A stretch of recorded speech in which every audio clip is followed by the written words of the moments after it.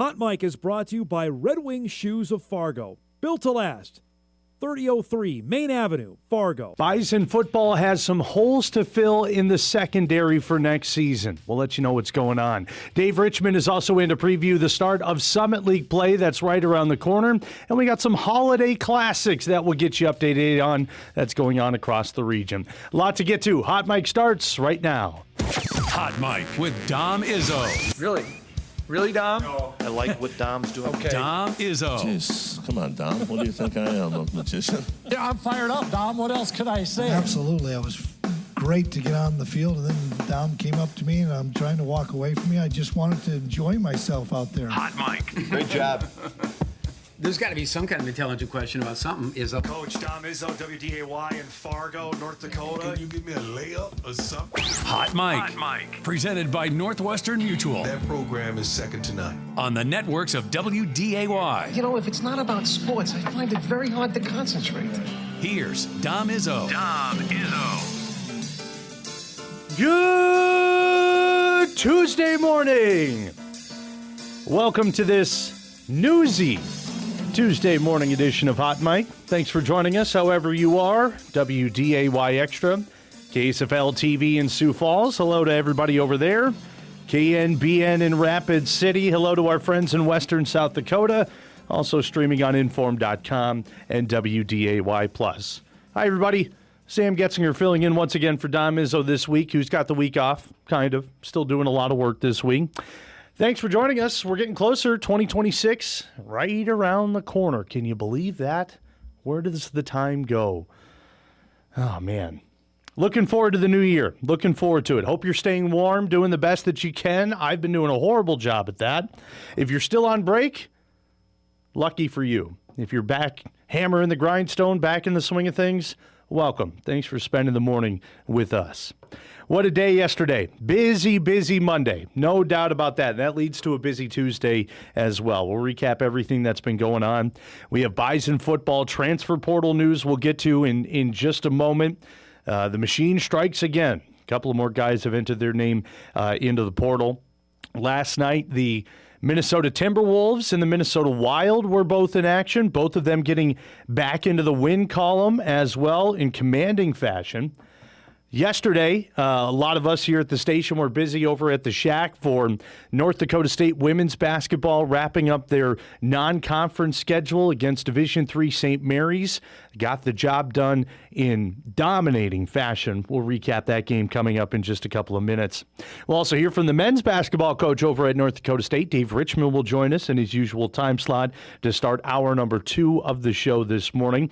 Summit League basketball for the men start tomorrow. South Dakota's coming into town. Looking forward to that. Looking forward to hearing what Dave has to say about the upcoming schedule and how the non-conference slate ended for them.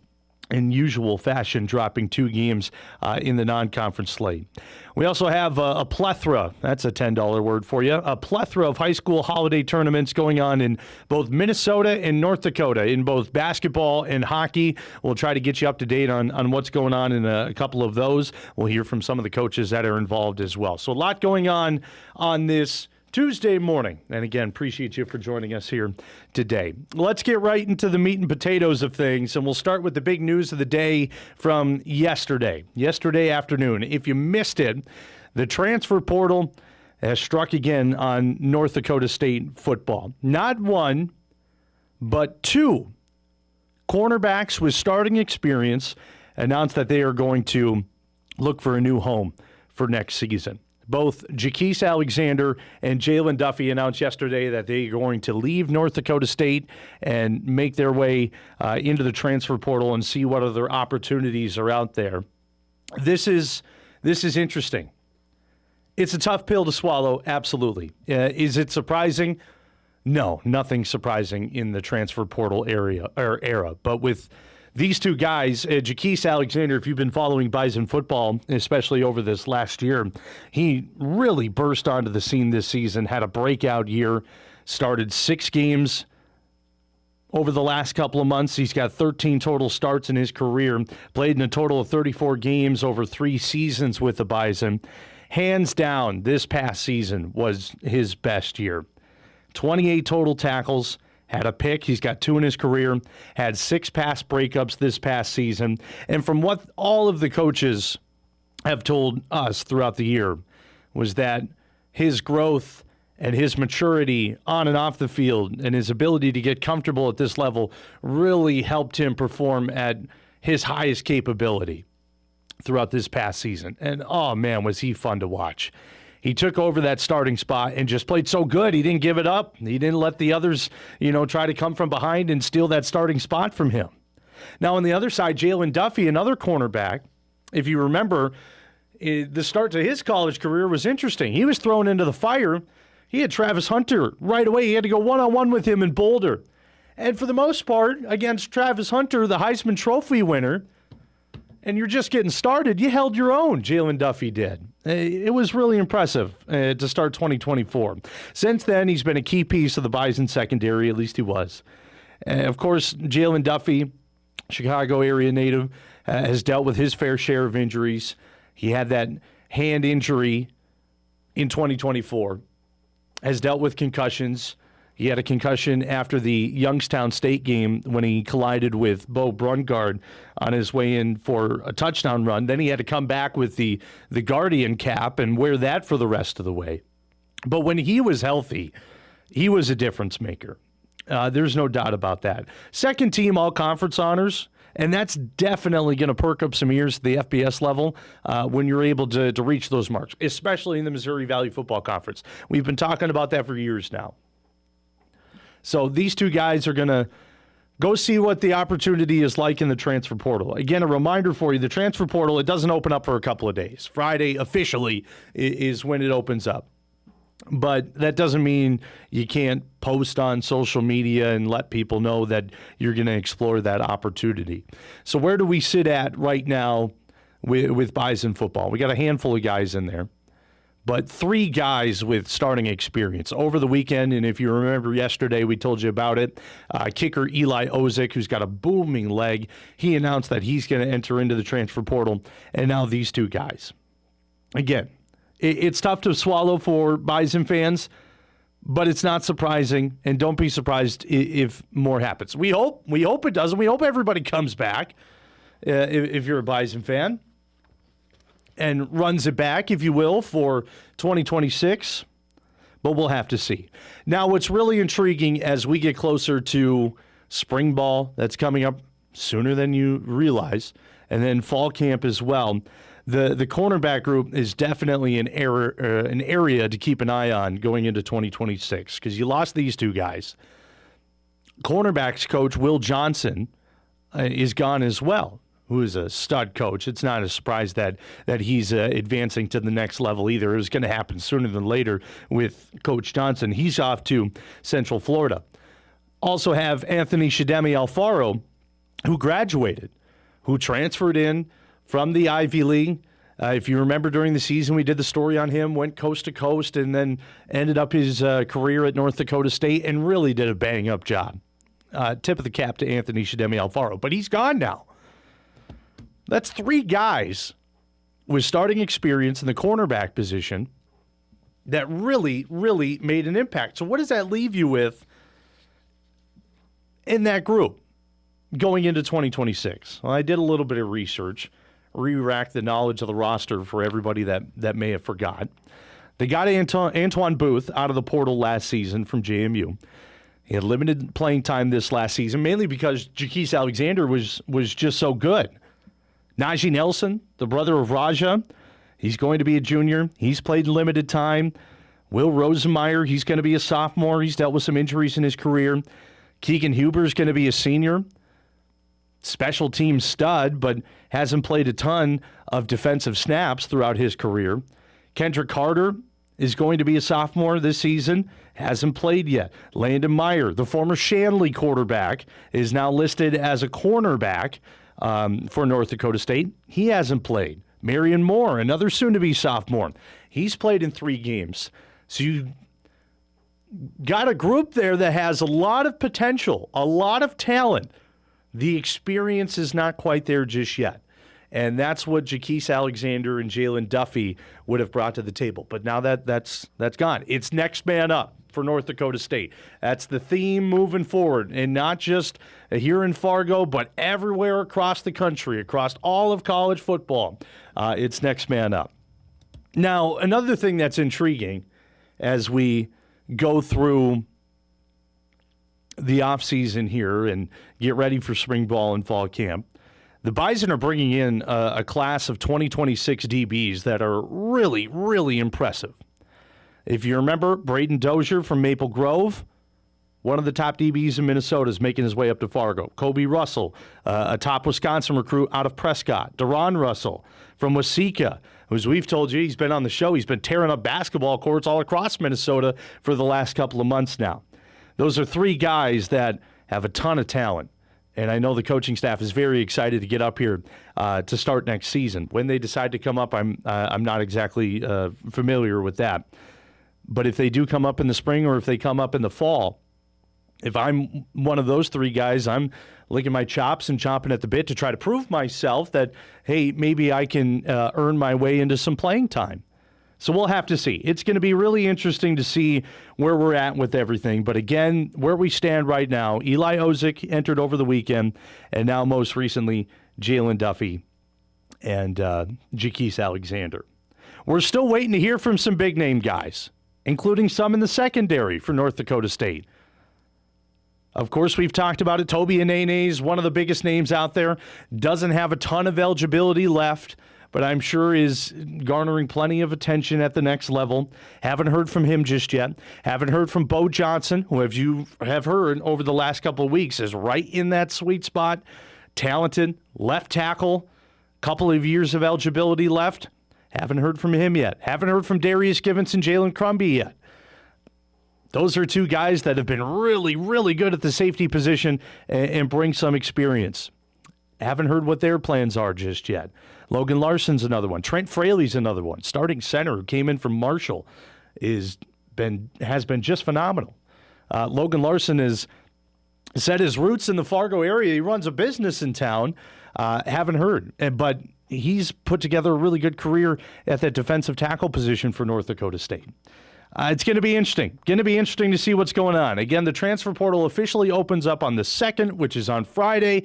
I imagine on Friday, everything's going to break loose. So, not just for North Dakota State. Let me preface that for everybody. So we'll have to see. We'll have to see what's going on there. But that's the latest on North Dakota State football. We'll keep you updated when we learn more as to what's going on and where guys land, if they decide to come back, if they decide to leave. We'll keep you updated, not just here on this program, also Inform.com and WDAY Sports during the 6 and 10 newscast.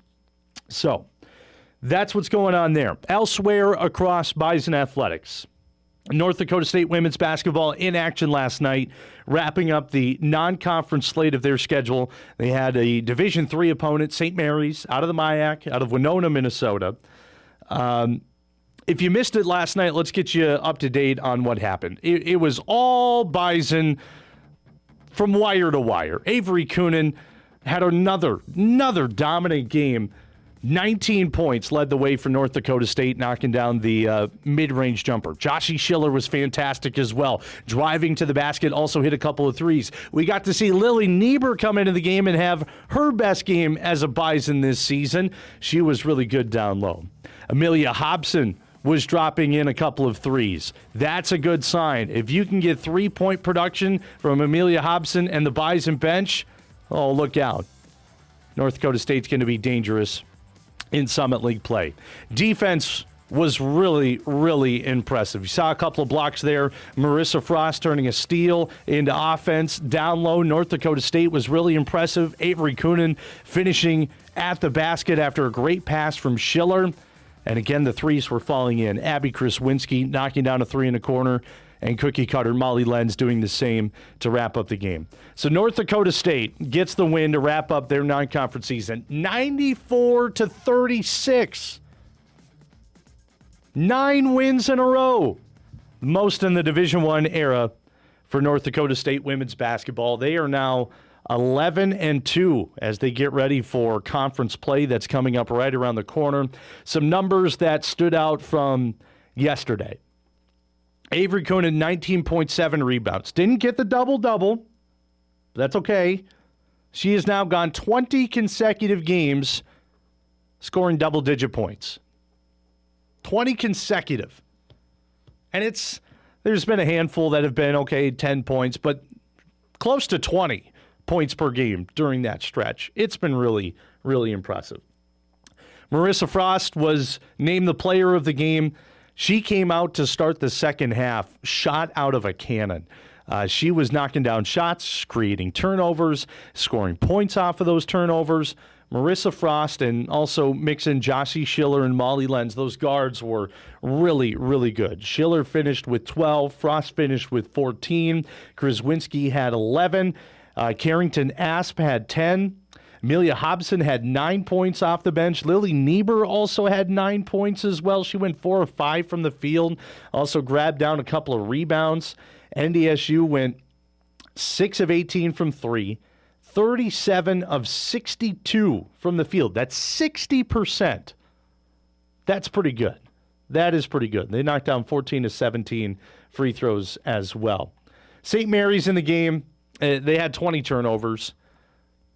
The Bison capitalized on those turnovers. It went how you would expect it. It went how it should have gone for North Dakota State. The game was one thing. What's more important was that they did what they were supposed to do against a Division III opponent, and no knock on St. Mary's. They're going to do really good in the MIAC. They're a really good Division III team that's put together a good year. They're 9-2 right now with a loss to a really good mid-major Division I program. But the Bison did what they were supposed to do.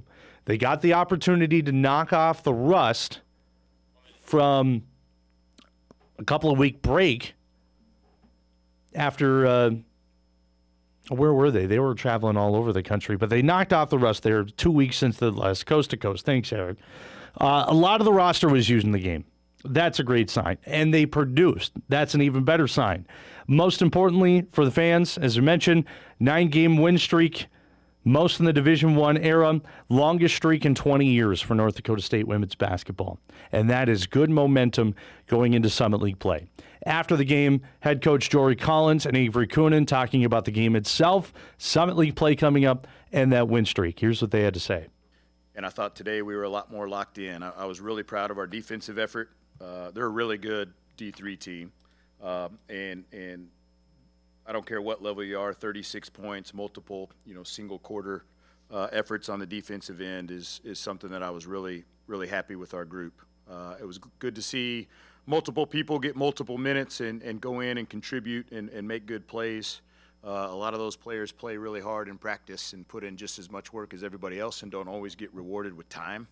This is always, travel-wise, this is probably the hardest trip just because it's a plane ride in between, whether you start in Denver or whatever. You play a game, and then the next day you got to get up and get on a plane, and then you have a practice, and it's all a blur of about 48 hours, and you get 2 games in there. And, I don't think we've ever won both games on this trip since I've been here. Obviously that's going to be the goal this weekend. Yeah, that's something to be proud of, and it doesn't really surprise me with this team in the best way, and I'm just super proud of how we've handled everything, and to go on the road the past few weeks and then come out with those wins is huge, and I'm just proud of us. Sure, we have talked about that we haven't won down there, and I think that they haven't gotten our best the past 2 years that I've been here at least. So kind of the theme of the night seems like confidence is really high right now, and I know we're going to go into that with confidence. Good words there from Avery Coonan and Jory Collins. Tough road trip to start Summit League plays. You heard there. Oral Roberts in Tulsa, Oklahoma, and then you have Denver, obviously in Denver, Colorado. Don't ask me where Denver is in the state of Colorado. You know I'm bad at geography. But I know it's a tough travel schedule, as you heard Jory mention. They haven't had a ton of success at Oral Roberts, and this is going to be a good, true measuring stick of where this team is at as we start Summit League plays. They kick things off on Thursday at 7 o'clock, and then they play again on Saturday against Denver at 1 o'clock. Quick look around the Summit League right now. NDSU's 11-2 heading into conference play. South Dakota State, good non-conference stretch, 10-4. Yeah, they've lost a couple of games, but they played Texas, and they play Duke as well. They're going to be a powerhouse. Don't worry about that. South Dakota State's right there, 9-4. And then, of course, you got Oral Roberts, who the Bison are going to see on Thursday. It's going to be a tough stretch. Looking forward to seeing what they do there. Hopefully we can get Jory on later on the week to preview conference play that's coming up in just a couple of days. We got men's conference basketball coming up tomorrow. Let's set up the rest of the show for today, shall we? Look at our guest lineup. Brought to you by Northwestern Mutual. It's the Dave Show today. We have head coach of West Fargo Sheyenne hockey coming up in at the bottom of the hour in about 15 minutes. Dave Benson will join us. They just got done playing in the West Fargo Holiday Classic. Believe it or not, folks, the Mustangs are the top team in North Dakota high school hockey out of the East. After 5 wins last season, they've matched that total this year. We'll get Coach Benson's thoughts on how the year has gone. Dave Richman will join us in his usual spot at 10 a.m. Let us know all the deets about Summit League men's basketball that starts tomorrow. We'll have it for you on WDAY Extra, shameless plug. We'll get the latest from Coach Richman coming up at 10 o'clock. Then at 10:35, Matt Ellingson, the Moorhead Spuds boys basketball head coach, will join us. We'll chat about what's going on with the Spuds this year. They've won 7 in a row to start the season. Not too shabby. They have the Moorhead Holiday Classic going on right now as well. We'll get the latest at the Spuds coming up at 10:35. That being said, a lot to get to. We'll step aside here to kick things off on this Tuesday morning edition of Hot Mic. When we come back, we'll recap a really good night for the Minnesota Timberwolves and the Minnesota Wild. That's coming up next on WDAY Extra.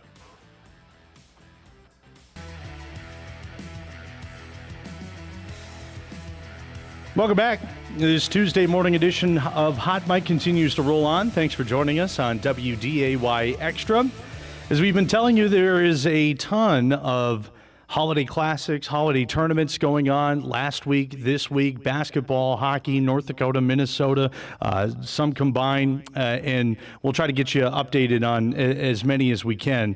But there's a really neat one going on over at the Lights in West Fargo, the West Fargo Winter Classic, and one of the host teams, if you will, West Fargo Sheyenne, played a game in there yesterday against Alexandria. Happy to welcome in the Mustangs head hockey coach, David Benson, into the program this morning. It has been a really, really impressive year for West Fargo Sheyenne hockey.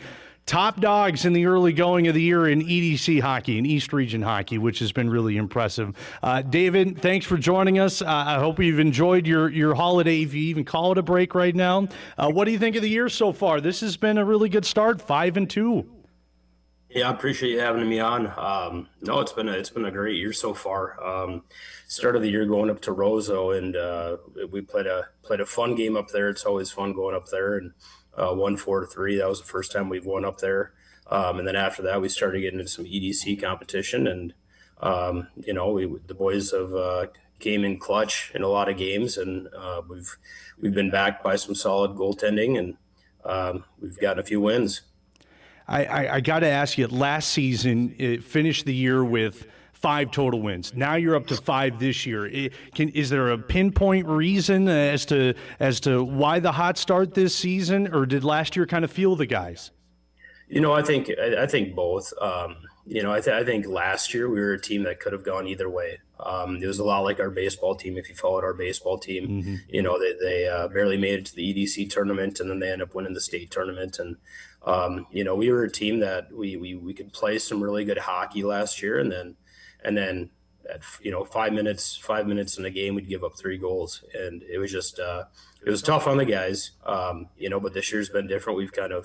We've held strong in the majority of the games, and last night we kind of saw a little bit of last year in our performance, giving up a few in the second period, but then we came back out in the third. So no, I mean, it's been a fun year, but the guys have been working hard, and we go back to last year and talk about, okay, what were mistakes that we made last year, and try not to make those same mistakes twice.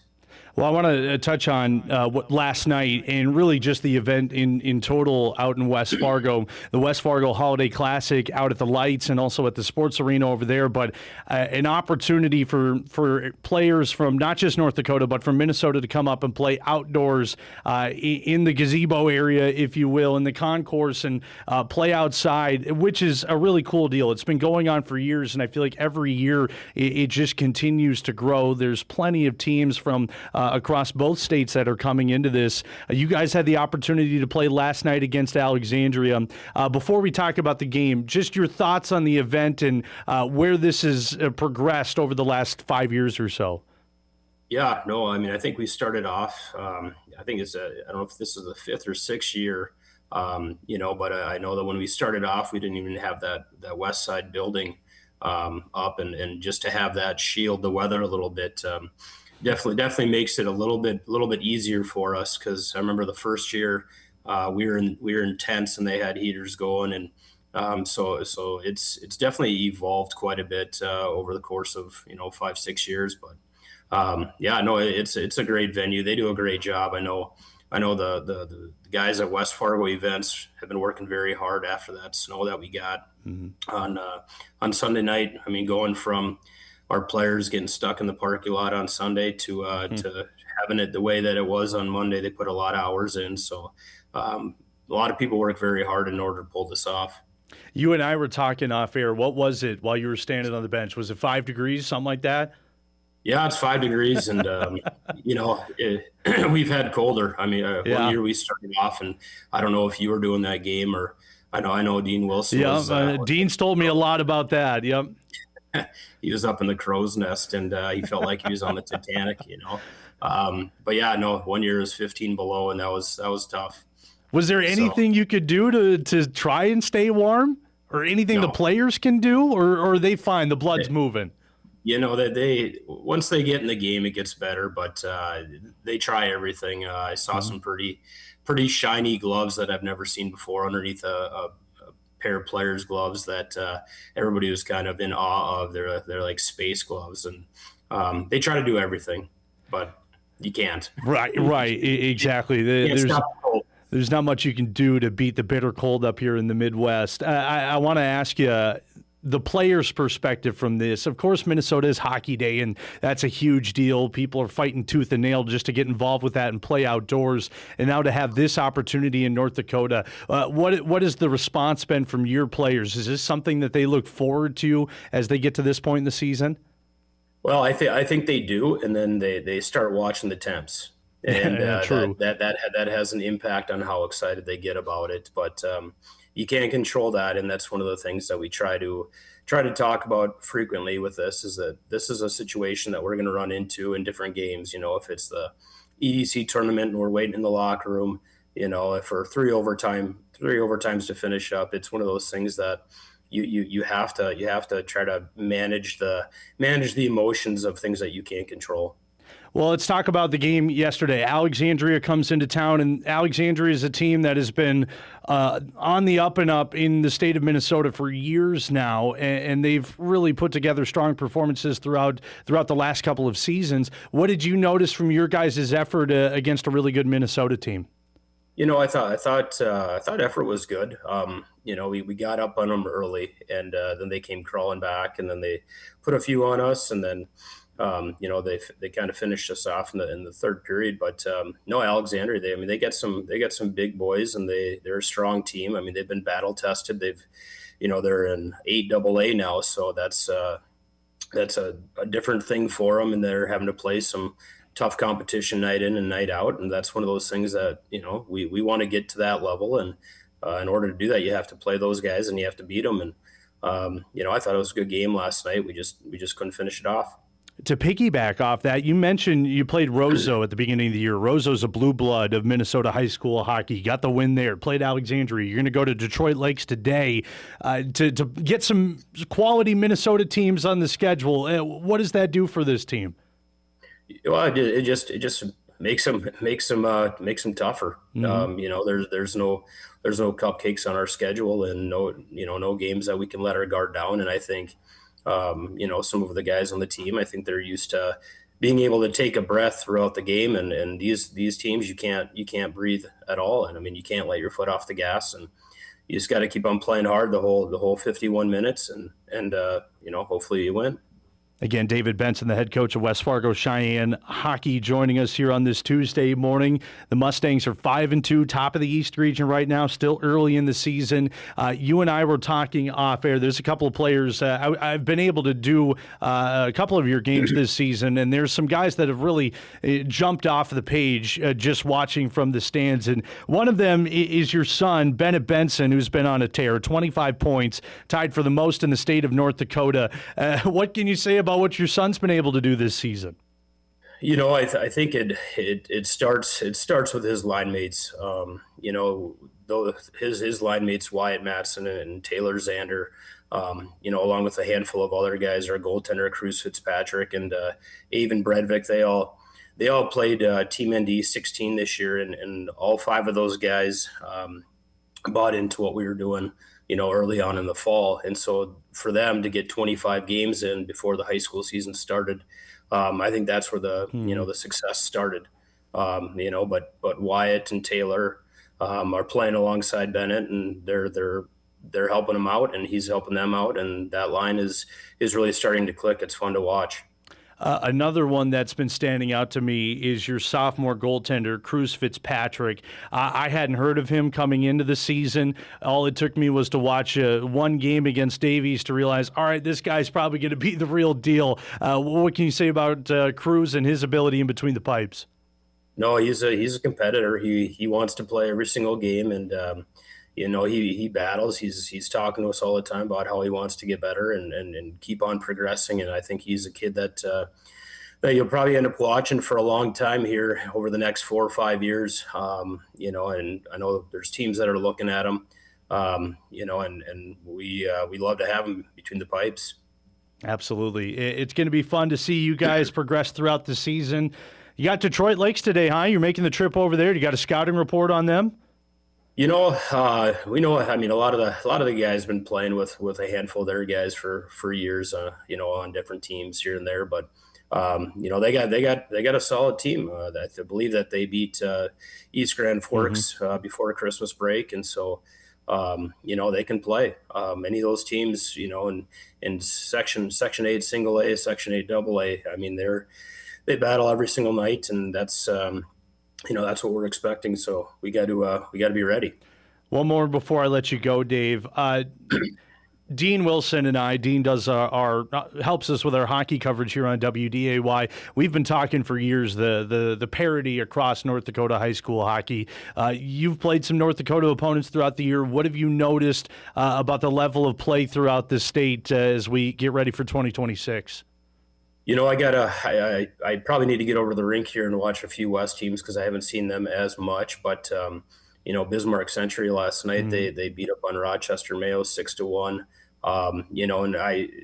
Troy Olson's been there forever, and so he knows what he's doing, and he'll get the most out of his guys. And Bismarck Legacy's coming around, kind of like we are too. I mean, it takes a while to develop a program, but I think up and down the state, especially I-29, I mean, there's a lot of tough hockey being had. And watch the East Side play Grand Forks Central on Monday before Christmas time, and Grand Forks Central, they look tough, and I know they beat up on Notre Dame out of Connecticut last night, 13-0. So there's a lot of good hockey being had in the Red River Valley, and it's always a tough night.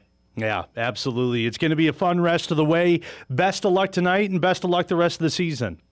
Appreciate it, Sam. Absolutely. Head coach of the West Fargo Sheyenne Mustangs hockey team, Dave Benson, joining us on this Tuesday morning. Played a game in the Winter Classic yesterday. They travel over to DL today, 5-2. A lot of team speed, good defense, good goaltending. That's the key to winning games, is it not? We'll see what they can do the rest of the way. Hopefully punch their ticket to the state tournament. I know they've been hoping for that. Last year did not go the way they wanted to. They made it to state prior, but they want to get back to their winning ways. Big thank you to Coach Benson for joining us this morning. We'll take a break. When we come back, a reminder for you, coming up in hour number 2, Dave Richman, head coach of North Dakota State men's basketball, will join us. We'll also hear from Matt Ellingson, get the latest on Spuds Hoops. That's coming up in hour number 2. We'll be right back on Hot Mic.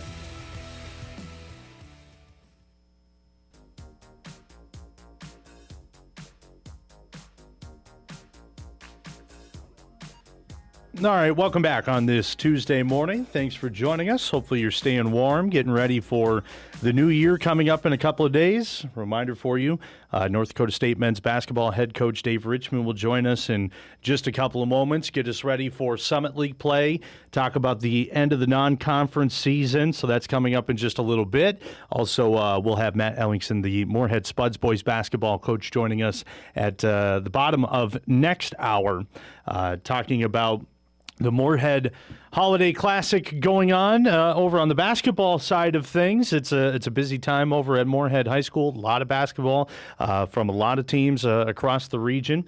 Moorhead Spuds basketball off to a 7-0 start to open up the year. Looking forward to that conversation coming up in just a couple of moments. Again, a big thank you to Dave Benson, the head coach of West Fargo Sheyenne Hockey, for joining us a couple of moments ago. If you missed that and you want to listen back, you can podcast it a little bit later on inform.com and WDAY+. Fell to Alexandria, but they head to Detroit Lakes to turn things around later on this evening. Other deal going on that we told you about yesterday, us here at WDAY covering the Fergus Falls Hockey Holiday Classic. Teams involved in that are the Otters from Fergus Falls. Albert Lee is in that. Breckenridge, Wahpeton, and Shanley in the mix. We'll have all the games for you on WDAY2. They play again today, and they play tomorrow. A couple of good games yesterday on WDAY2. Albert Lee beat Fergus Falls. 6-1 was the score. The other one that, if you missed it, pretty solid game. Breckenridge, Wahpeton, and Shanley. Eric, let's roll some of the clips on that. If you missed the game, really, really exciting. It started hot, both teams going back and forth, but late in the third, Breckenridge, Wahpeton, and Jackson Lopez got the tip and the go-ahead goal, but with just a minute left in the third, Shanley's Ryan Olsenowski fires it into the back of the net, and it's 4-4 going into overtime, and then nothing would happen in overtime. So we go to a good old-fashioned shootout where Shanley dominated. They picked up 3 shootout goals to Breckenridge Wahpeton's 1. The game officially goes down as a tie in the record books, but Shanley would get the win for the Holiday Classic purposes. I know it's an unpopular opinion, and I know others are are in my boat with me on this. I love shootouts. I think they're fun, especially in a tournament like this, middle of the season, holiday tournament. Why not? Go for it. I'm a big fan of best on best. Your skills against your defense. Let's see what's going to happen. I'm a fan of it. That was cool. Eric, what are the games we got coming up here tonight? Do we have that available on hand, the schedule? Games coming up on WDAY2, 2:30 and 7 o'clock. You got Albert Lee against Breckenridge Wahpeton. That's our first game. And apologize for all of our folks in South Fargo. An error on the graphic. It's Shanley taking on Fergus Falls at 7 o'clock on WDAY2. So be sure to check that out. A lot of good hockey to be played. Again, a lot of hockey going on over at the Lights as well. Right now, Bismarck Century's taking on Marshall. Those games outdoors. What else is going on? Rochester Mayo and Fargo North. Rochester making the long trip. That game's at 1:15 over at the Lights. You got Minot United in West Fargo. That's a big game in the state of North Dakota. Minot United is a really, really good team this year, unbeaten out of the West. West Fargo had a good run last year, looking to turn things around. If you're looking for something to do, if you're bouncing around town, if you're willing to brave the cold, go check out some outdoor hockey. Or stay inside, tune into WDAY2 and check out the Fergus Falls Hockey Holiday Classic. Isaac Dieneson's been doing a great job calling those games out in Fergus. And we'll remind you of those games coming up a little bit later on in the show. All right, let's break. When we come back, we start hour number 2. Bison basketball head coach Dave Richman joins us coming up on the other side. This is Hot Mic on the networks of WDAY. Here's Don Izzo. I think just like Dom's outfit, they're not always pretty. Sometimes they're really ugly. But Just been all over Amazon and just about every site looking for these mustard pants. And my wife will tell you, she wants to burn mine. You played defense in that first half like Dom transitions to you after the game. It's way too long, way too lazy, but... You got all these answers. I'm going to bring you over and have you do our non-conference schedule. I'd love to. I'd love to go to Grand Canyon, I would man. love, hey, well, you're you doing come that with. game. That's not the thing. The game coming with isn't the issue. It's getting the games done. Yes. All right, let's get a ratings bump here on this Tuesday. Good to see you, Dave. How you been? It's been a long time no see. Dave Richman, head coach of men's basketball at North Dakota State, joining us. How you been? I feel like I haven't seen you in months, it feels like. Hey, you got to get that fixed where it says, and now back to Dom Izzo. That doesn't do you justice. No. I told people this yesterday at the women's game. I'm just trying to put scotch tape on this show until Dom comes back. I'm just trying to piece it all together as best as I can. The other way. I think it's the other way. It's probably going to go through the roof now here, and well, just imagine the ratings bump we're getting right now with both of us on. People have been chomping at the bit for this. Yeah, no, it's been great. Like I think it's been good for Luke Strachey to actually experience a winter here in Fargo. Guys have been spoiled last couple, and we're getting some blizzards and all those things, and. It's good. A little bit, obviously, I think you and I talked, or I've talked to different people, like disappointing, in El Paso, and we can touch on that. Yeah. But certainly great, 24, 25, 26, to just bounce around and see family, like you mentioned, and really enjoy the holidays and appreciate what this holiday season is about. But also just, excited to be back with our guys. It's a great group of guys. Sam, you've talked. Like we got some really cool news yesterday. As a team GPA, we had a 3.5. Oh, that's awesome. And, like the highest ever, I believe, in program history. And I've always felt and been adamant, like who you are in life, who you are in the classroom is also who you are in the court. And I think there's a correlation. We're having some outstanding success on the court. Clearly, we're having some outstanding success in the classroom, and there's evidence to both. And we got some great young men to be around, too. And it's fun to be around them during the holiday season. Well, that's super cool. You and I have talked about it all throughout the year, just the buy-in that a lot of new faces on the team going into the season, the buy-in, whether it's what you guys are doing on the court and now what you guys are doing off the court. This has been a really fun group to watch and see what they can do both on and off the playing surface, hasn't it? Yeah, no, and I appreciate guys like yourself and just everybody being able to witness those things. And I said this countless times, and I'll continue to say, like we need a certain level of talent to compete. But the thing, and I don't really care who thinks of anything, and I know sometimes I challenge our staff with this, but we refuse to compromise any kind of character and integrity and virtue just to chase that talent. And by no means, Sam, are we perfect? Are we going to make mistakes in life, in the classroom, on the court? Absolutely, and I think that's part of it. I wish some of our guys would take more risk, right? Yep.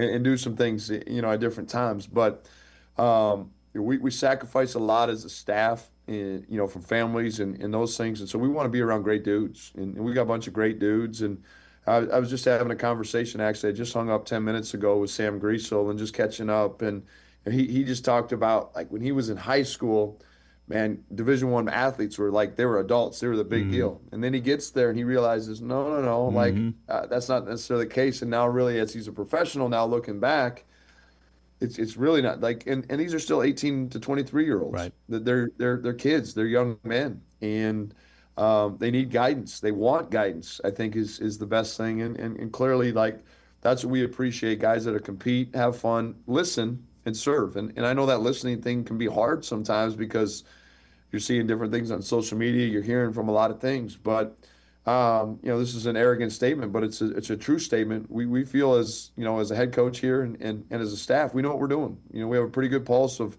what it takes to be successful in life, in the classroom, and Division I college basketball in the Summer League. And when you can buy into our process, which these guys have done for the most part, good things are going to happen. No doubt. And I don't want to hop on a soapbox here either, but you nailed it on the head. It's important to remember for fans that, as you mentioned, 18 to 22 years old and just kids, and maybe a lot of people put them on a certain pedestal for being in the position that they're in. But just like everybody, they're learning and growing, and you guys have been learning and growing and getting the job done, whatever they're doing in any aspect of life. Let's chat about basketball here, and conference schedule coming up in just a moment. You got South Dakota coming into town tomorrow. Let's talk about the end of the non-conference slate down at the Don Haskins Sun Bowl Invitational in El Paso. I know it didn't go the way that you guys wanted it to go, a couple of losses. Let's get your thoughts on the two games. The first one, a close one against UC Irvine, and then a loss to UTEP. What do you take away from that trip to Texas? Yeah, it is. I think as a coach, right, like it's always about winning, but how you win consistently is getting better. And even though we were winning some games, Sam, I didn't love how we were trending towards better, and that's a hard line because these guys will get comfortable when winning and think that you can just show up and win, and really you got to go out and validate that every day. And I didn't love who we were. I didn't love our spirit and our energy and our intensity. Some attitude and effort things in the first half against Irvine. Now, all that being said, like Irvine's a great program. They're notoriously in the NCAA tournament. They played a challenging schedule this year, and they had just gotten pounded at home by Belmont. They were a really hungry group. But the way we played in the first half and to start the second half, it could have gone a lot of ways. I think we got down 10 or 11, but this group the one thing this group is they're fighters. Sometimes it takes us too long to get into the fight. I wish we could get a little bit more into the fight a little bit earlier. But we responded and we gave ourselves a chance down the stretch. And we had some golden opportunities that we just didn't capitalize on, and we lose that game by 1 point. And this isn't fair to Norfolk, but I firmly believe if we win that game against Irvine, we turn around and beat Norfolk the next night. It's just spirit, energy, neutral site, all those things. And but we didn't. And we lost that game. And then we got into a spirited contest against UTEP. And, we just weren't able to play and just weren't able to finish, I should say. And certainly it didn't help that Damari didn't play. We felt just in the best interest in the long-term program of him and for us. It was just a smart thing to do to hold him out. And I thought we gave ourselves a chance right here. You see us, we're up one. That's the Irvine game, but we were right in the ball game down the stretch, and they made some free throws to UTEP's credit, and we got beat. And I'm pissed that we got beat. I don't like losing. I do think now that, and I can sense it from our guys coming back, that maybe I have their attention a little bit more. Some of the things that I was saying when we were winning. Now it makes a little bit of sense. I think there always needs to continue to be validation in the process, especially when you are, dealing with 18 to 23-year-olds, when you are dealing with guys that are first-time Bison, that haven't maybe even experienced this level of success year in and year out. And so it's all a process. And hopefully it's kind of vice versa. Last year we rolled into break, winning 8 in a row, and I kind of felt that same thing. We weren't great defensively, and we came home and we got popped. We got popped by St. Thomas. We got popped by Omaha, and even we went on the road and we beat Oral Roberts, but we gave up 96 points. And, our identity needs to be, that hunger and humility and go out and continuously earn things every night. Couple of things to follow up on the conversation here to wrap up the non-conference play and that trip down to Texas. Is there an update that you can give on Damari Wheeler-Thomas? Is he doing better, and will we see him again soon? Yeah, I mean, he's certainly doing better. I'll have a better pulse. Like, we haven't been able to necessarily fully practice him yet. I'm hoping that's the case today. But as big as this game is, tomorrow for us in phase 2 in a league game, we need to be smart. And so we'll base that off of how things go at practice today and shoot around tomorrow. And I can tell you this, Eric Peterson's group is as banged up as I've ever seen a group. They got 4 guys out, I believe, with season injuries, and it looked like some other guys didn't play the other night in some non-Division I games. So like they're not going to feel sorry for us. Right. We have with Damari, without Damari, we got to be able to put it together and figure it out. Right. You've alluded to it. Following those games, what was the conversation amongst the team, knowing that conference play's coming up? Stuff's going to get real here pretty soon. Was that a player-led conversation? Did you have to light the spark under them a little bit more? Can you take us behind the curtain there?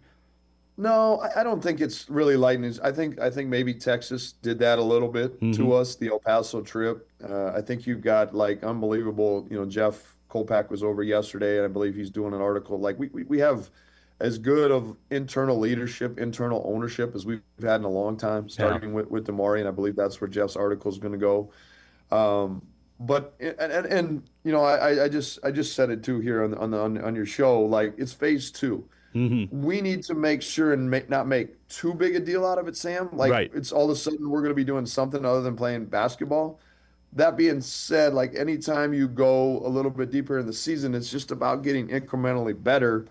And I think for us, it's just executing for bigger stretches and maintaining some things a little bit longer, and emphasizing those things. And we've only lost 5 games. We're 10-5. It's a great start, I believe, best start in a long time, maybe 9-10 years.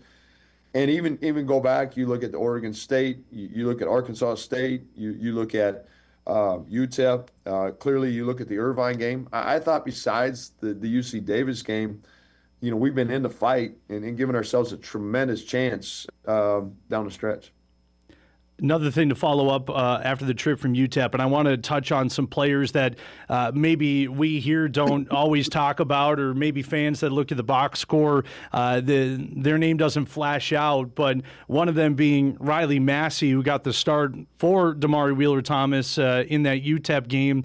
I've seen him come on in his freshman season. What'd you make of him getting extended playing time in a starting role to end the non-conference slate, and how is he adjusting to college basketball?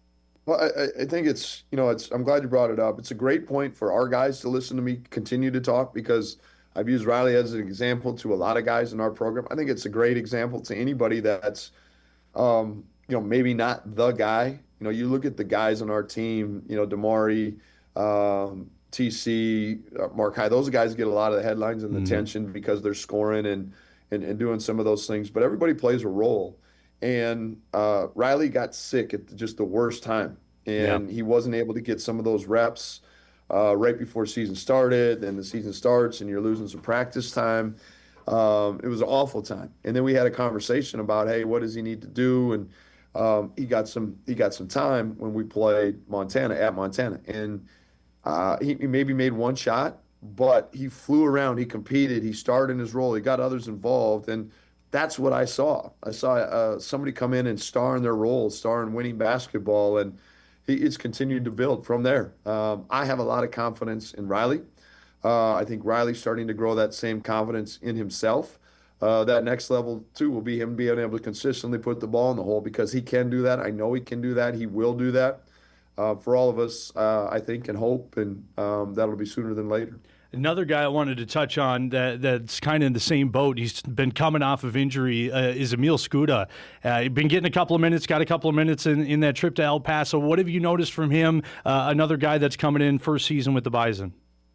Well, I would tell you, just like, that was still probably the position, that 4 spot with Markai, Carson, and Emil, that I have direction, don't get me wrong, but are there things that we could be doing better, things that we could be doing more efficiently? And Emil, was just getting acclimated to our program, and then he has a very significant ankle injury, and and I talked to Carson too, right, wrong, or indifferent. I just said, as we go into this El Paso tournament, I'm going to play E. I'm going to play him, more so than anything. I want to see what he's about. I want to see some things that he can do, some things that maybe he can't do. And I think it was good. I was very impressed, in particular in the first half, against Irvine. I thought he gave good minutes.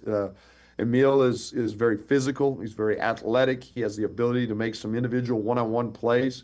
And to his credit, I thought he's really bought into who we are, too, as far as defensively. We're going to guard. He's got an exceptional ability to rebound. And then offensively, when he came in, he was very one track. Like he's going to just put his head down and we really stressed to him the importance of valuing every possession and understanding the sum of all of our parts. And so I know I don't sit here and say I wish, but like still maybe not the best clarity, and maybe that's a positive for us. Yeah. We have different options and different weapons and different time score situations that allow us some versatility at that 4 spot. Again, Dave Richman, the head coach of North Dakota State men's basketball, joining us. You got a couple of more minutes? Absolutely. All right, well, let's break here for a second. When we come back, we'll chat about the Summit League opener coming to Fargo tomorrow. South Dakota's in town. Dave Richman sticks with us when we come back on Hot Mic.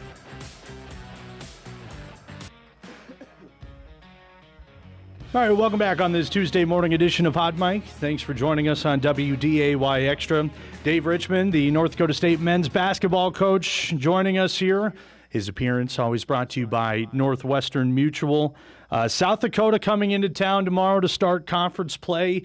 This second phase of the season, as Dave mentioned, is right around the corner. It's going to be a fun one. Dave, I wanted to ask you, Dom and Amy had this discussion during the women's game last night. As a head coach, how much are you looking at the rest of the Summit League throughout non-conference play? Is that something that you keep an eye on or wait till it gets closer? Yeah, I mean, I think it's impossible. That's just part of my routine is, you're checking scores pretty much consistently throughout the non-conference season almost on a daily basis. And you're diving into box scores. And, if we play a common opponent, usually you watch that. But not a whole bunch after that. It's not like I sit here and, I'm going to pick out UND or Denver and just watch a game throughout the non-conference. And this is where I really appreciate, the staff that I have right now too, is they do an outstanding job. They do an outstanding job of preparing us for the opponent. Luke Strage handles, just a bunch of our offense. So, being aware of what the opponent's defense does, and then Spencer Wilker and Josh Jones do an outstanding job with the opponent's offense and preparing us defensively. But the thing that I really like and am very convicted in is, to beat somebody else, you have to be great at what you do. Mm-hmm. And that's really what's allowed me to focus on us and how can we consistently get better and just tightening up those little things. And and even the USD here, it's not like I can't honestly tell you I've watched 5 or 6 games. That's just it's not who I am. It's not what I'm about. Certainly have a pulse of what they do and got a ton of respect for Eric. And, they were able to end our season last year. Clearly that's, still in my mind, but this is a different group and how can I continue to get our group better? For the better part, minus the last couple of years, we've had a lot of success in the Summer League tournament. I think that is because our focus is consistently finding ways to get the Bison better. Well, you talk about the new group and obviously the returners. Remember how last season ended. That group, that leadership core, those guys coming back, are they the ones that are telling the new guys, hey, this is what Summit League basketball is all about? How do you get them acclimated quickly to what conference play is going to be like? Yeah, you've touched on that a little bit, and I don't want to make light of it, Sam. Yeah, but it's Summit League basketball, but more than anything, it's Bison basketball. And I hope that's taken with the right context or the right understanding is what those 5 guys have done, and they've done an absolutely incredible job, is instilling into, the new 9 or 10 guys is what things are about here, what things are about on a daily basis, how we do things on the court, how we do things off the court, how we do things in the classroom. And I'm a firm believer is, we have to have a pulse and be prepared. USD, notoriously the last couple of years, they press. Well, so we have to spend a little bit more time on our press break and doing some things like that. But, if we can get a little bit better in a gap, a little bit better in a foot placement, if we can, work on maybe this guy's free throw, if we can finish a little, we haven't finished great at times. Like, those are the things that we can control. I would fully be... I would fully assume that South Dakota is going to throw something completely different at us tomorrow afternoon. Well, I can't concern myself with that. But I can concern myself are the things that we can do to control what we want to control to help us get better And again, if we get better consistently, we're going to win the majority of our games. Knowing that South Dakota, like you mentioned, has been dealing with the injuries that they've had, does that change game planning at all, preparations at all, or not so much?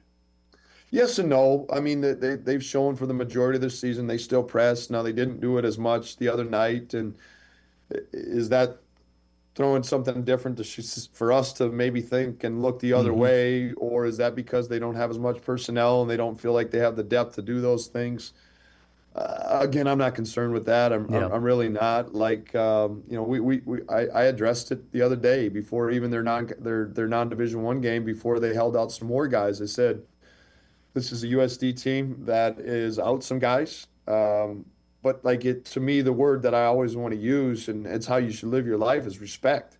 And it's respect to your opponent, respect to your game. But the bigger thing, going back to what I've been consistent with is in this little interview that we've done, is respect to our process. Our process is about getting better, whether that's Crookston or Minnesota or a healthy USD or an injured USD. Like, how are we respectful to our process? And that's us getting better. Right. You got a 4:00 start tomorrow, New Year's Eve game. What do you think about that? Just the day that it's on and the start time. That threw me off. I was doing practice for today, and we always lay out and practice the plan. And so I put our shoot around, down as 2 p.m. And then I'm like, oh, no. That would be a bad time for our shoot around. So now we've had some adjustments. I know Stragi and I always talk about this, the 3 hour of less of sitting around and contemplating everything in your head is going to be nice. I think it's a great window for fans. Hopefully they can come out, have a burger and a beer and enjoy some, Summer League Conference basketball and then go on with their festivities at night. And it's hopefully that, we can be a positive, joyful start to ringing in the 2026 new year. You got big plans for the new year after the ball game? I'm old. Oh, come on. You're not that old. I'd like to think that I have big plans, but we'll see how I'm rallying at about 6:15 You tomorrow strike night. me as a stay up till midnight kind of guy. I can see it. Well, then if it's going to be midnight, then it ends up one more and all those things, and fair. I guess we'll see. Fair. One more before I let you go. Women's basketball, Jory Collins and his team, they've won 9 in a row. What are your thoughts on that, what they've done this season? Not surprised, extremely happy. This department is great. There's a lot of good people, good coaches, administrators. Jory Collins and I are great friends. We go fishing together, we drink beer together, we travel with our families, together to Nashville. We spend a lot of great time. But I know what he's about as a husband. I know what he's about as a father, and I see in the time, the effort, the passion, that he puts into coaching. He's done an absolutely incredible job. The women's basketball program, no disrespect to anybody that's come before him, but wasn't in a great place. It takes time. In his 6-7 years here, he's built it up, and he's got a great group of gals that he's extremely excited about. I see him in the back hallways all the time. They're joking around with me, having fun. I hope that they've taken some major steps, and that last little hurdle is to get over that jackrabbit hurdle, and I think they're in prime position. And I know this Jory's going to keep kicking and screaming until he can get over that hump. No doubt. We'll see what they can do. Again, 9 wins in a row, best win streak in the Division I era, which has been really fun to watch. Good luck to you and the squad as Summit League play starts, and we will see you tomorrow. This has been just refreshing, Sam. Why is that? I mean, you no Dom. I didn't have to deal with Dom. Yeah. No questions from you about Moorhead or anything like that. I got close. I refrained. We're making. I think this is great progress. Now is when too, and now that Jason Kemp's over there and he's a great friend, of mine. Maybe I want to talk more Moorhead. Maybe we should circle back. See, you shouldn't have said that, because now it's going to be coming from all angles. So just be prepared. I refrained today, but in the future, I don't know if I can hold myself to it. We will see you this afternoon and then again tomorrow afternoon. No problem. Thanks, Sam. No problem. We'll see you tomorrow. Best of luck. Dave Richman, head coach of North Dakota State men's basketball, joining us on this Tuesday morning. Again, his appearance brought to us by Northwestern Mutual. Always great to chat with him, get the latest on Bison basketball. We talked a lot about the women today and what they've done. Men have been really fun to watch. If you haven't seen them yet, or if you haven't been to the Shack to watch them in a little while, definitely go and do so. 10-5 going into the Summit League play. South Dakota tomorrow, and then Oral Roberts on Saturday. Now, tomorrow, 4 o'clock start time, we'll have the game for you on WDAY Extra. Dom will be back. You can hear him on that. Saturday, that game is on CBS Sports Network against Oral Roberts. And that game's interesting. Oral Roberts, it seems like it doesn't matter what their record is, they always play North Dakota State close. At least they have as of recently. So we'll see what happens in the first 2 games of the year. I'm looking forward to it. It's going to be fun. It's nitty-gritty time for Bison basketball, both for the men and women, no doubt. Speaking of basketball, we'll continue that conversation when we come back on Hot Mic. Coming up in just a couple of moments, Matt Ellingson, the Spuds boys basketball head coach, will join us, talk about the Holiday Classic and their hot start to the season. That's coming up next. And we're continuing to roll on this Tuesday morning edition of Hot Mic. Thanks for joining us. WDAY Extra, KSFL TV in Sioux Falls, KNBN in Rapid City, also streaming on Inforum.com. Mentioned earlier when we had Dave Benson on the show, there is a ton of holiday classics across the region, whether it comes from North Dakota, Minnesota. Hockey is all happening all across the region.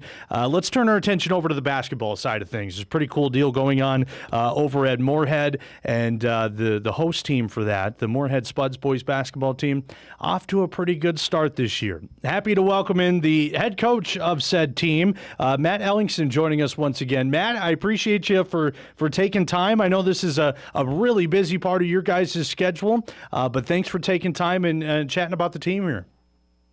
Yeah, thanks for having us, Sam. Happy holidays to you and your family.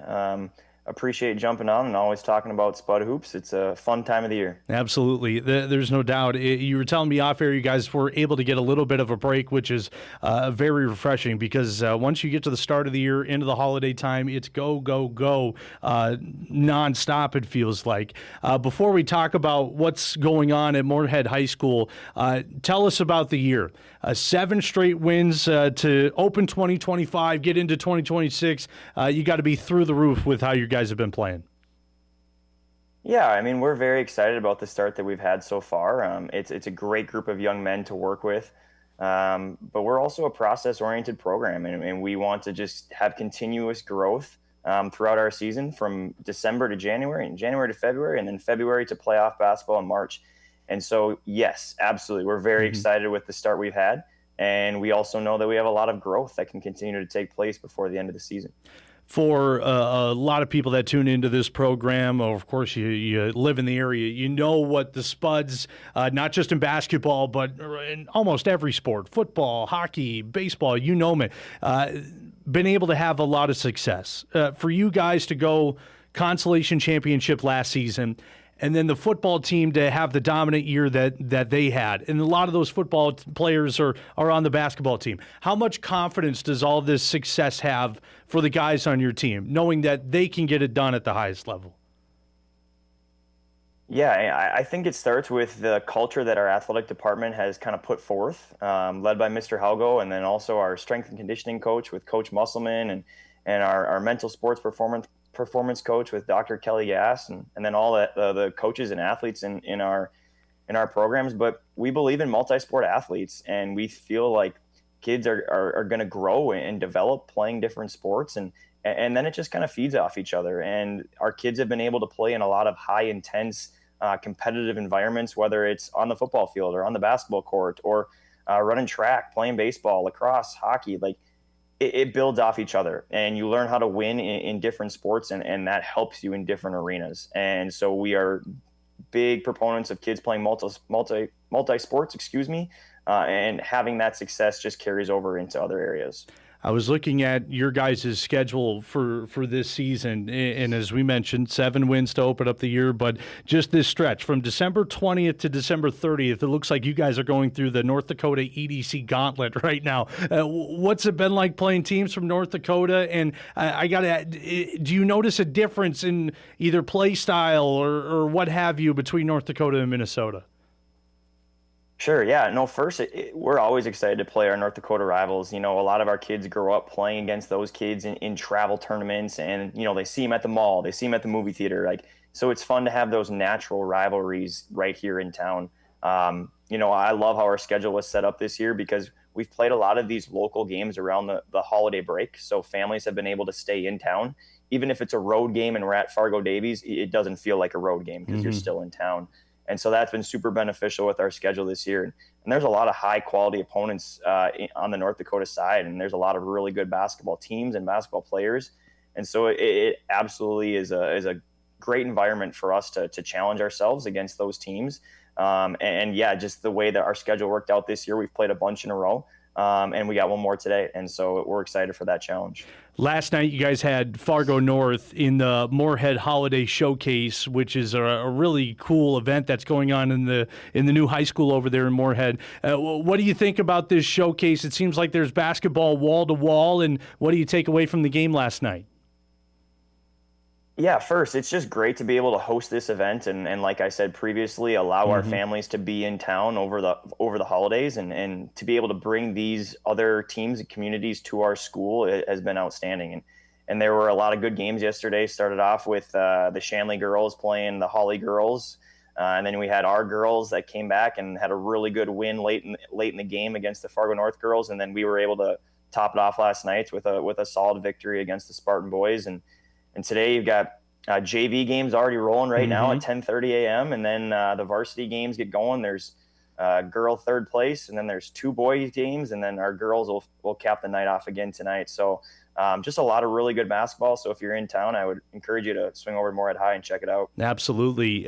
What'd you make of the game last night for you guys? Got the job done. Commanding win 92-68. Anything that stood out to you? Anytime you play your first game after Christmas break, you want to try to figure out where your leg's at and just kind of get back into the flow and feel of things. And Fargo North is a good challenge for us from that standpoint. And North came out and shot the ball really well. And we expected them to because they've shot the ball well from the arc all year. And, they did some things that challenged our group. But I was proud of how we responded. And we picked up the intensity defensively and got out in transition, which is where we like to play. And we're at our best when we get out and run. And then we were able to do some good things and play a lot of guys and see different things work and tinker with some different things. And so last night was a really productive night, and hopefully we can build off of that and put forth a solid effort again tonight.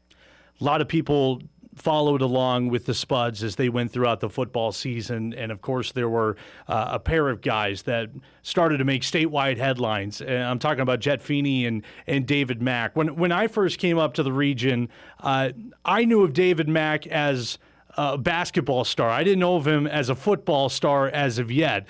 And then, of course, this last year, he bursts onto the scene on the gridiron and becomes the top wide receiver in the state. And, of course, Jet Feeney, one of the top quarterbacks in the state. They're on your roster. And for those that maybe are not well known to Spuds basketball yet, what do we not know about Jet Feeney and David Mack as basketball players? I would start with just how they are as young men. They are incredibly competitive, confident young men that play basketball at a really high level.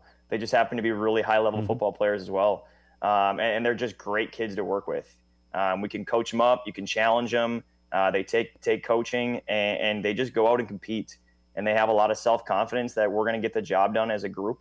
And David and Jet both saw minutes as ninth graders for our varsity team. And then last year they started a majority of the year as 10th graders and they're continuing to do great things for our program this year again as juniors. Yeah. And they're definitely leaders, obviously on the football field, and they've carried that leadership over to the basketball court as well. No doubt. Before we let you go, I'd love to spread the love around. Who else has been standing out to you this year on your squad? You got to start with your seniors and you got to start with your captains. So we have 6 outstanding seniors and 4 captains, and our seniors are Jack Downer, Edmund Woto, Hewitt, Carson Hills, Gage Bakke, and Dalton Jones. And I think those 6 seniors, when they set the tone and they set the tempo of how we do things, and they've been in the program the longest, everyone else just kind of falls in line and they understand what the expectations are with certain things. And then our 4 captains of 2 seniors, Jack Downer, Hewitt, and then two juniors as well, David Mack and Austin Dryberg. They were voted on by their teammates, and they've done a really good job of being leaders and showing the young guys how we operate and how we roll through things. And it's just been really, really vital to our group's success is just that leadership. Matt, I appreciate you coming on. Thanks so much for taking a couple of minutes. I know you got a game tonight. You got Shanley on the schedule. Best of luck the rest of the way, and we look forward to watching you throughout the rest of the season. Thanks much, Sam. Happy holidays. Absolutely. Matt Ellingson, the head coach of the Moorhead Spuds boys basketball team, joining us on this Tuesday morning.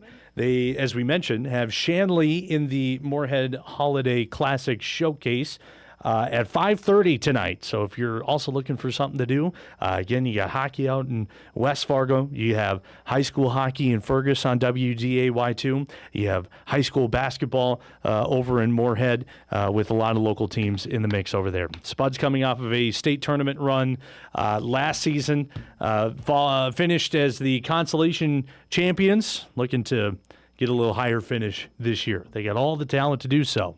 There's no doubt about that. All right, let's take our final break. When we come back, we'll take a look at what to watch. We have some news out of the NFL to get to. Pro Football Hall of Fame finalists are out. We'll do a deep dive onto that list. When we come back, Hot Mike returns after this.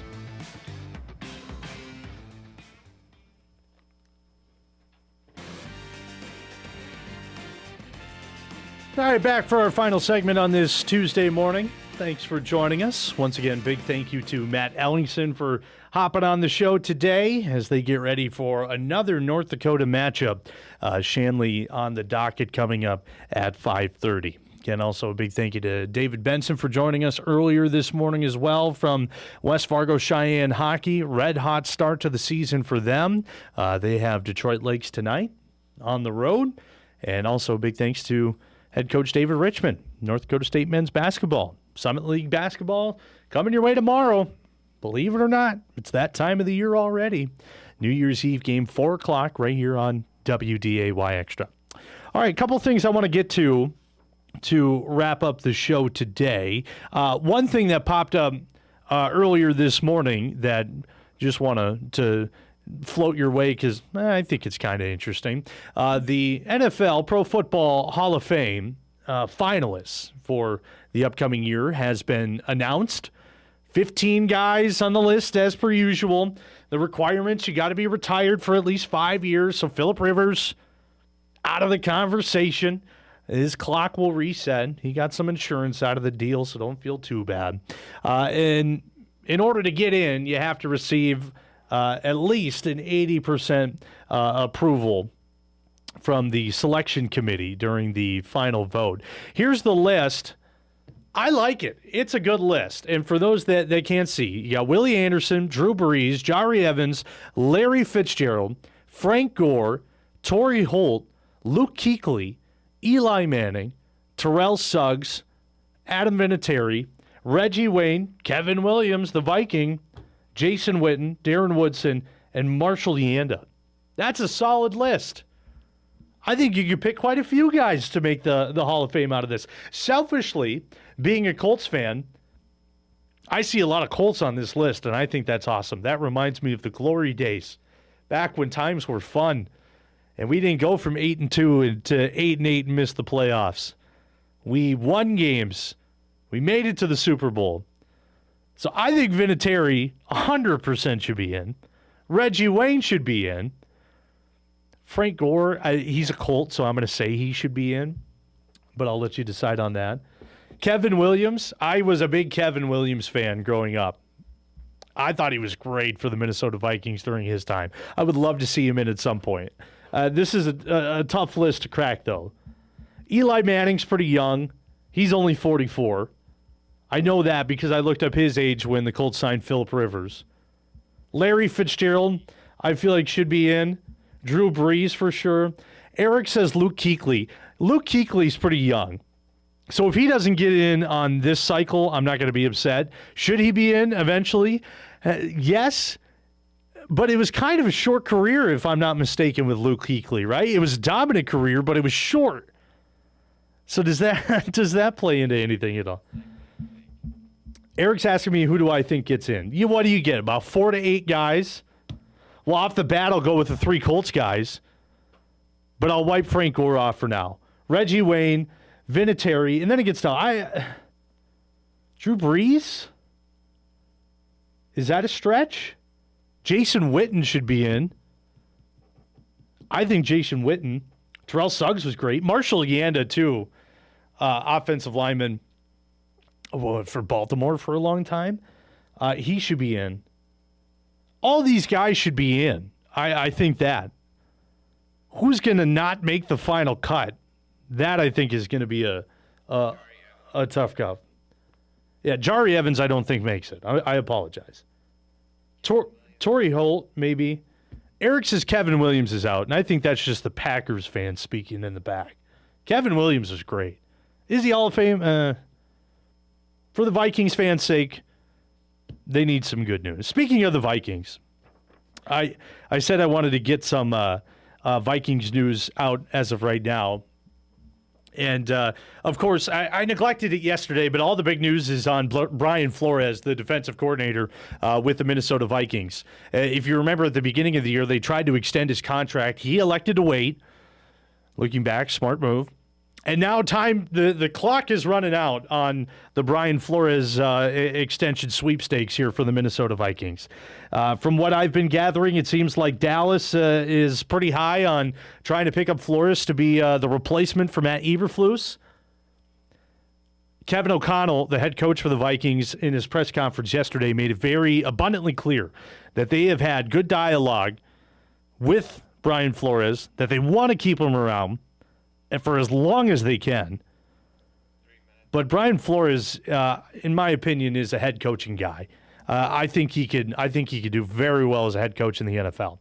Grant, I know he's going to be picky about it, as he should. As a Colts fan, I would love to have him as a Colts head man. Shane Steichen's is not getting the job done for a lot of Colts Nation, and neither is the GM over there, but that's a conversation for a different day. Here's the deal, though, with the Vikings and Brian Flores. It's not a very good sell right now with what J.J. McCarthy's going through in the whole quarterback position.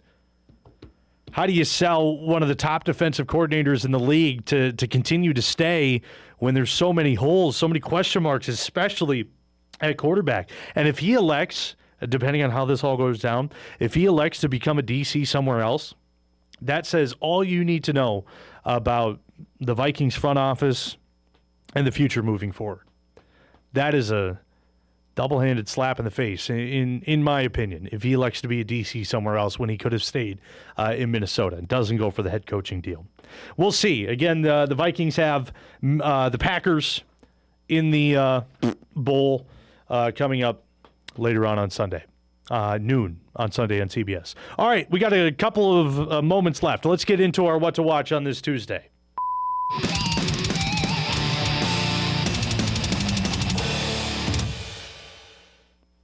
Again, a reminder for you, Fergus Falls Hockey Holiday Classic going on WDAY2 today, 2:30, 7 o'clock. Our first game, Albert Lee taking on Breckenridge Wahpeton. And then our second game at 7 o'clock, it's Shanley taking on Fergus Falls. So be sure to tune into that. We'll have more games for you coming up on Wednesday. You can catch those games on WDAY2 and on Inform.com. Other stuff to be on the lookout for, not a ton happening big time locally. The Wolves, the Wild, obviously the Vikings aren't in action. We do have a couple of interesting bowl games going on today. Tennessee versus Illinois. That game kicks off at 4:30 on ESPN. So if you're looking for some football, tune into that. USC, TCU, 8 o'clock on ESPN. And if you want your NBA fix, the Pistons, they're pretty good apparently. They got the Lakers, 9:30 on NBC. Thanks for joining us on this Tuesday. Big thank you once again to Dave Benson, Dave Richman, and to Matt Ellingson for joining us. If you missed any of the show, you can podcast it later on today on Inform.com and WDAY+. Enjoy this Tuesday. Get ready for the new year. We'll see you back here tomorrow. Stay warm. Thanks for joining us.